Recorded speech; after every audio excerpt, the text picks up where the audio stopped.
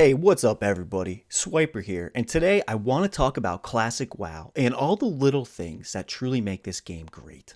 I also want to tackle the rose-colored glasses effect, and am I living through that? Let's find out. So first, I want to give everyone a quick background of how I got into World of Warcraft. My first MMORPG was Guild Wars 1. I love this game, man. I absolutely did. And when I beat the game on my Elementalist, I was looking for something else. I eventually stumbled upon World of Warcraft. I saw that I had a really crappy computer and that this game, well, basically fit into it. It was actually a little bit lower than the minimum specs, but it was literally the only game that I could play that was another MMORPG. And I was already familiar with the world because I played a lot of Warcraft 2. So once buying World of Warcraft, I remember inputting that registration code and booting this game up. I made my first character on Alliance, which was a human mage, and I was instantly hooked. Running through this giant open world with no loading screens was unimaginable.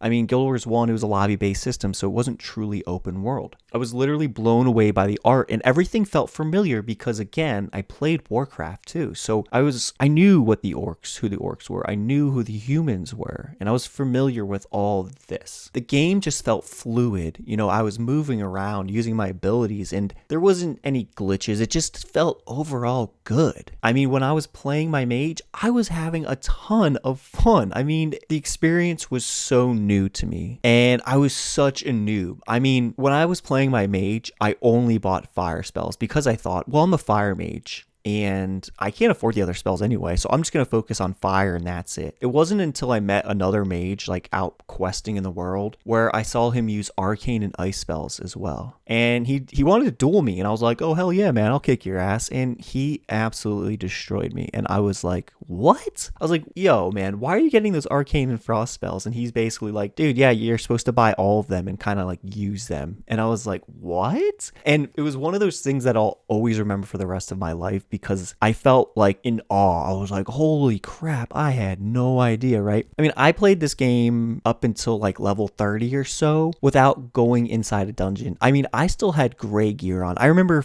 getting my first headpiece at like 28 or something like that. I mean, I was a total noob. I had no idea what I was doing. I was just playing this game solo, just trying to go from quest area to quest area and just level my character up. Eventually, the Burning Crusade came out, and I had a few buddies that I knew played MMOs, and I introduced them to this game. Now, they came from a game called Dark Age of Camelot, which was significantly different but very popular at the time. They really helped me better understand the MMO genre overall. I mean, they were the ones that found add-ons. They were the ones that found the best ways to quest. They also were the ones that introduced me to really crafting and how to make money. I mean, all of these things were so essential that it improved my progress. It made me better understand how this game worked and what things I could do to make more money and to get further in this game and to actually have green and blue items. I mean, crazy, right? So eventually 5 of us formed a group. We chose a healer, a tank, and the DPS, and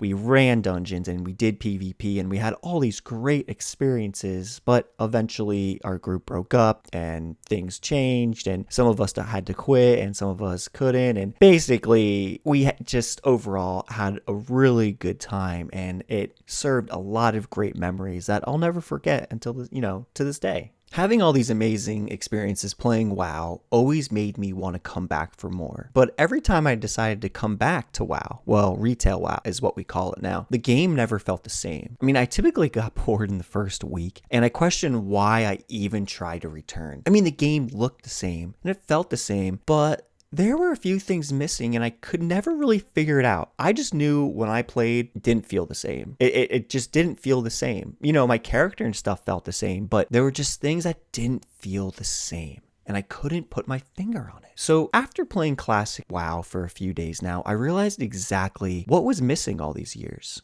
And not just in retail WoW, but in other MMOs just in general. I mean, I'm not even level 20 yet, and I'm already feeling a significant difference, and I'm feeling the need to want to play this game and want to get further. I started to feel that nostalgic feeling You know what I'm saying? Like the goosebumps. It all hit me at level 10. And to give you some context, I am playing an undead mage. So when I opened up my talents, I saw that I had arcane, fire, and ice. And I instantly started thinking and going back to, well, what did I do before? And what do I want to do now? And after playing so many different MMOs nowadays, like what do I know? Like what can I do to make my life easier? And I started to go through each talent and say, this is what I want to do. This is eventually where I want to get to. And right then and there, I thought, holy crap, this is awesome. This is awesome. I'm actually able to customize my character the way I want it. Nobody is forcing me into something. I don't have to select something and stick to just that. I can totally screw up and put talents in all 3 trees and totally mess my character up. And guess what? That's on me.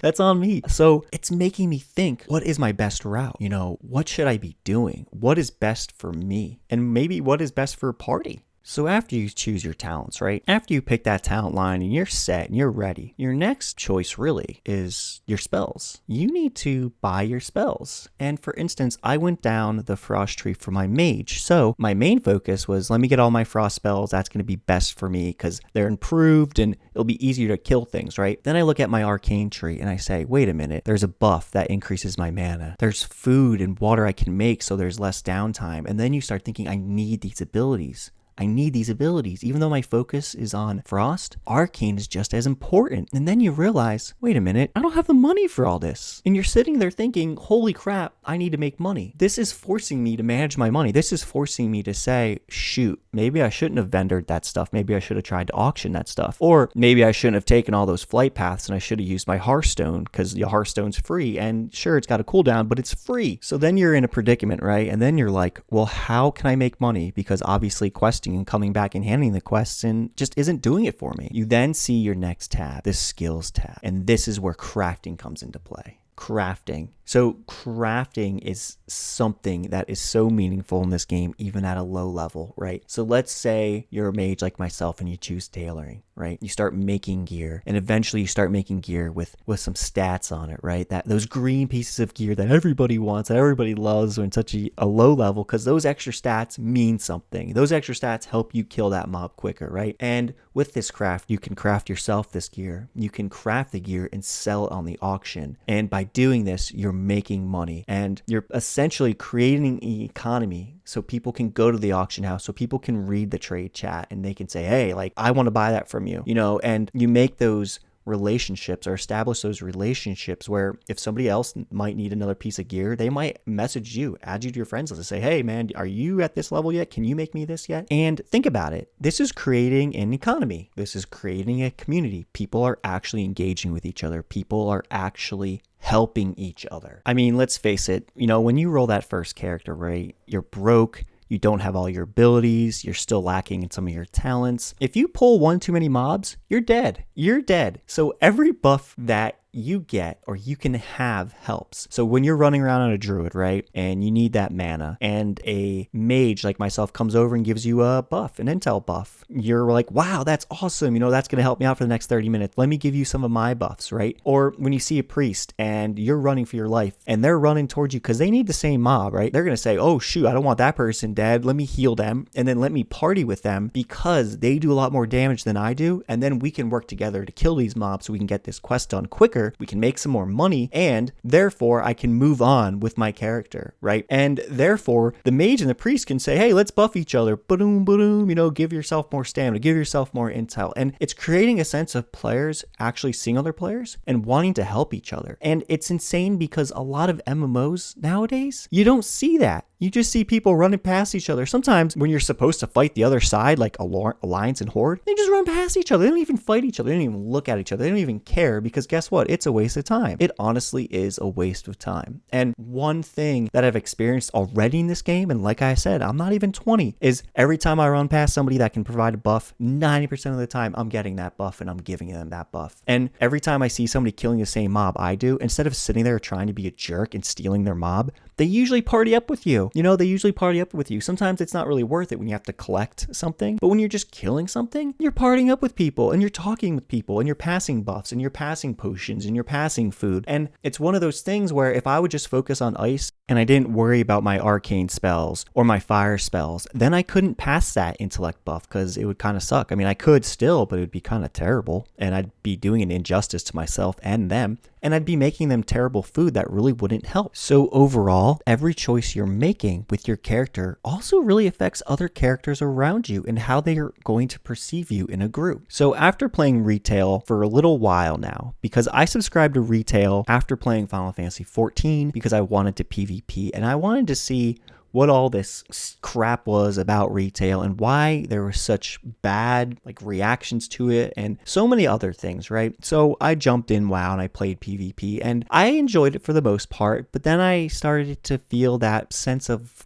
why am I playing this game? It's kind of boring. I'm not getting the same feeling that I got before. And it made me wonder, what the heck did Blizzard do back then versus now that made such a turn? I heard, I watch all the streams, LFG, ruin the game, class pruning, all that stuff, right? All that stuff. I get all that stuff, but what else? What else? And I think it's not just all that. It's everything else. When you make your character, right, and it's a struggle to level, that means it's a struggle for everybody else to level. And creating a struggle forces people to come together, right? It forces them to build a community. It forces them to help each other. And when you make classes that have specific buffs that can help yourself and other people, that creates teamwork. That creates, hey, I can bring this to the table. You can bring this to the table. Let's get together so we can be whole. And by making classes have specific things that are separate from other classes, forces you to want to party. And when you make the world a struggle, when you make it hard to make money, you force people to go into crafting. You force people to have to use the economy. You force people to communicate. And when you have communication, when you have people crafting, when you have people farming mob to get materials so they can make themselves and everybody else around them better, the game just meshes well together. It all comes together. It's all these small things that developers need to do, they need to put in place. So therefore you can have a fluid and real experience in a game. Once you start taking away crafting, making crafting worthless and getting a gear some other way, you take away some of that community. And once you start taking more bits and bits and bits and you start pruning classes, you start doing all this, you're essentially killing off the community and you're making everybody just log on and do the same thing over and over again rather than just playing the game. And also, when you make the leveling experience difficult but fun because you're actually progressing, because items actually mean something, because you can craft an item that actually means something and you can give that item to somebody, you can sell that item to somebody. It's just overall, you're making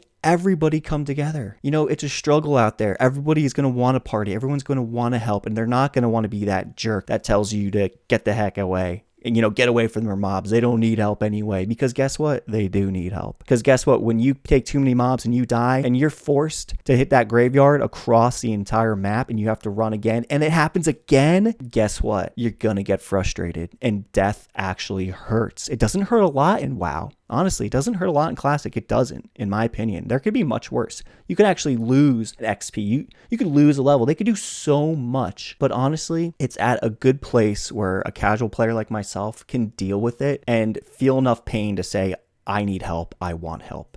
All right, so let's get back to the question. Am I looking at Classic WoW through tinted glasses? Rose tinted glasses, to be specific. Well, I don't think I am.